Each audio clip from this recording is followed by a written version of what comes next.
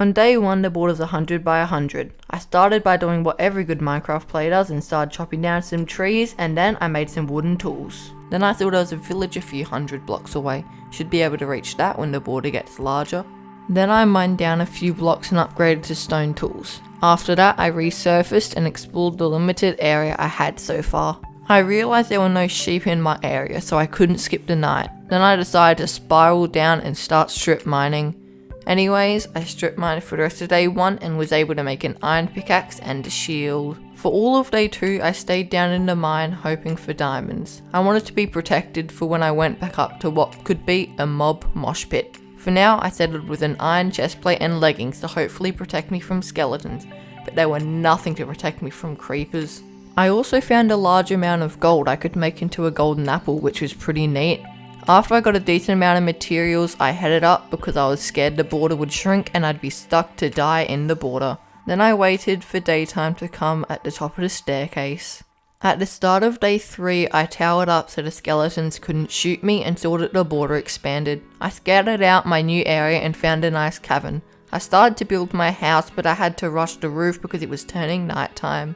Then I emptied out my non-essential items into a chest and dug out an area in the mountain. Then I decorated the inside with stairs and slabs. I went outside of my house to see the border expanded to 1000, meaning I could finally go to the village. When I arrived, I started by getting some hay bales and beds so I could finally skip the dangerous night. Then I left the village and took the bed back to my base. Obviously I dyed my beds blue because it's the best colour. Then I went back out to try and get some animals with the wheat that I got, but the sun started to go down, so I headed back and slept in my bed for the first time. I woke up and planned for where my new mine would be. I went and chopped down some trees for the ladders and spent the rest of the wood on my base. Then I started mining down, which was a struggle because I kept running into caves with mobs in them. Finally, on day 6, I got down to minus 59 wire and did some strip mining before returning to one of the caves I'd run into to get some iron because my pickaxe was about to break and I was having no luck strip mining. Day 7, I returned to the surface and saw that the border was 1000 blocks again.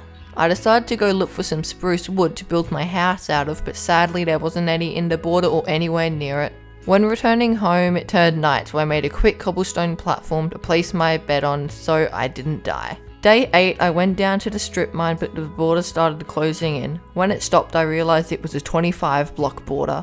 I decided to do some cleaning at the top of the mountain so I could build my house, and then I went to bed.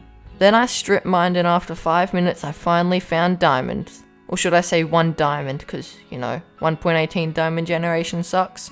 Later that day I found some gold and a whole nother 2 diamonds. I strip mined all day for day 10 and found lots of redstone, but at the end I found 5 diamonds. An actual vein. Day 11 I also mined and found some diamonds, but my mining session was interrupted by the closing border. I came up taking advantage of the 25 border and placed torches in the surrounding area, making it mob proof. Then I started building the frame of my house and went to bed. On day 12 I started work on my house straight away, and then this happened. Then after that close call, I filled in the floor and tried to make a tunnel up to my current base. After I messed that up, instead of getting the cords, I decided to get some wood and work on my house more. After getting some wood, I got the cords of my new house and started digging the tunnel. On day 13, I finished digging up the tunnel and got some sand for windows. Then I added a roof to my current shack. Then on day 14, I finished my current house and brought my bed up to the new house and headed down into the mines. Then I mined all the way to day 18 and got some pretty nice materials. Also, right at the border I found some diamonds and a few of them were out of the border. But right at that moment, the border expanded for the start of day 18, which was super satisfying. As you can see, I was very happy. Then I headed up and made myself some diamond leggings and a new pickaxe, as well as changing the floor in my house to tiled deep slate. The next day I headed over to the village and killed the iron golem so I could make a bucket. Then I filled it with water and went down to lava so I could get some obsidian. I was still mining in day 20 and I got a few diamonds, but I got the biggest scare yet.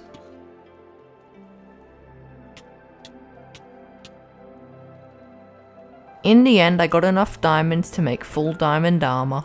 Day 21 I decided to go to the nether. I only came to get quartz to build a farm with observers, but I'll be back. After I got quartz, I made the tunnel between my houses bigger so I have room to add stuff in. The next day I mined for some iron on Y level 15 and started building my sugarcane farm. Day 23 I finished construction of my sugarcane farm after realizing I messed up the observer and piston placement. Day 24 I went out into the expanded border and brought some cows in. Day 25 I made an area for the cows and started to breed them. Then I made a wheat farm, organized my storage, and tidied up my tunnel. Day 26 I bred the cows and then went mining on Y level 15 to get some iron and got a decent amount of it. Day 27 I added a border display on the side so I could see when it expands and how much by. This also fixed a few bugs it had, one of which was that there'd never been a 25 or 50 border yet. Anyways, I started making a tunnel to the village to transport them to my base, but I didn't get time to finish it today. The next day the border was 50, which gave me a bit of a scare in my base. I couldn't really do anything I needed to today, so I just bred the cows, harvested some wheat, and farmed some wood while I waited. Day 29 the border was 1,000 again, so I finished the tunnel to the village. Day 30 I expanded the farm and tidied up some of the cave base. I also made a manual sugarcane farm because the automatic one was slow by itself. Then I went mining but didn't find any diamonds and my pickaxe broke. Day 31 the border was big enough to go get some villagers. I only got one because they're such a pain, and I also built a small area to put them in. Then I went to the nether and mined some quartz to get me to level 31 ready to enchant when I get more bookshelves. Day 32 I killed most of my cows to get lots of books. Then I made a lectern and tried to get my villager good trades. I luckily got mending for 26 emeralds, which is pretty good. Then I started getting stacks of sticks to eventually trade with a Fletcher. Day 33 was my first 25 block border and it was tiny. The border went right on the side of my main house and my entire shack was cut off, including all my chests and the nether portal. I started mining out what would be my 25 block safe house. When lining it out, I found a zombie spawner which would be used as an XP farm in the future. When the border expanded, I planted some trees and went mining. I found quite a few diamonds and found a vein right on the end of the border. Right as I was about to leave, the next day began and the border expanded, allowing me to get them. Today the border was 1,000, so I went to get my second villager. After I got them in a boat, I couldn't for the life of me find where the tunnel back was. After 5 minutes I went to the top of the hill, down into my cave base and through the tunnel just so I could get back. And when I did get back, they would not go into the room and got stuck at the top of the ladder. That's villagers for ya. Today the border was 50, meaning I'd be blocked off from all the villagers, meaning that irresponsible piece of diorite would stay at the ladder for the whole day. Then I made a diamond axe, chopped down some trees, killed my livestock, made enough bookshelves to finish my setup, but guess what? The border blocked it off. Yay! Then I made an auto smelter which was missing some hoppers, but I couldn't mine because of the border. Yay! Because the border expanded, I placed down my bookshelves and enchanted my diamond pickaxe, ending up getting efficiency 4. Then I mined for iron and ended up getting about a stack. The next day the border was 1,000, so I got a chance to fix the villagers up again. Then I went to get a mending book from my villager, but it turned out it changed trades. After a while I got mending for a decent price again and got prot 4 on my chestplate.